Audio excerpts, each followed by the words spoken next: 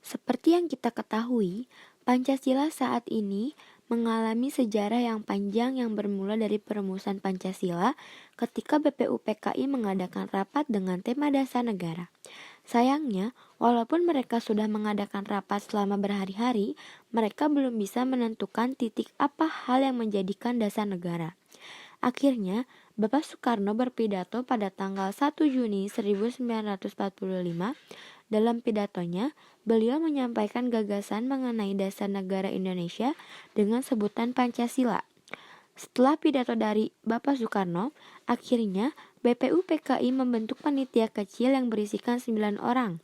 Panitia tersebut membuat rancangan pembukaan Undang-Undang Dasar sekaligus menjadikannya sebagai teks untuk proklamasi kemerdekaan.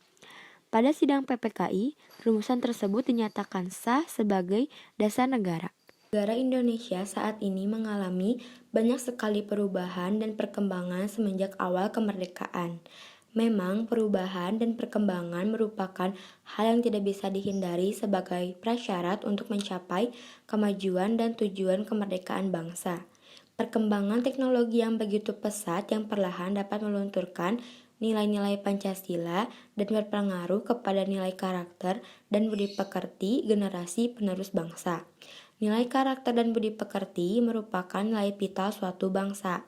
Dengan melihat kondisi dan peristiwa saat ini, mulai terjadi lunturnya karakter bangsa dan meningkatnya radikalisme, intoleransi, penyebaran berita bohong atau hoaks, kian redupnya integritas dan kesantunan, serta aksi-aksi kejahatan lainnya yang memilukan.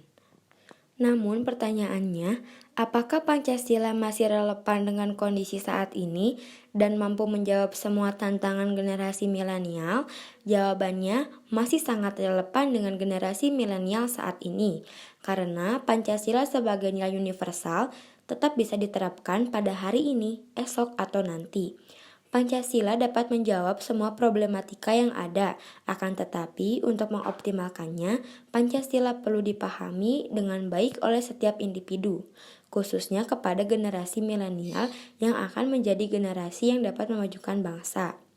Dari hal tersebut, Pancasila harus diamalkan dengan baik karena pondasi negara harus berlandaskan nilai-nilai yang terkandung dalam Pancasila. Pancasila menjadi bukti nyata perjuangan para tokoh-tokoh bangsa yang telah berjuang untuk merebut kemerdekaan Indonesia. Maka dari itu, teruslah mengamalkan Pancasila dan belajarlah dari sejarah. Dan jangan sekali-sekali merupakan sejarah.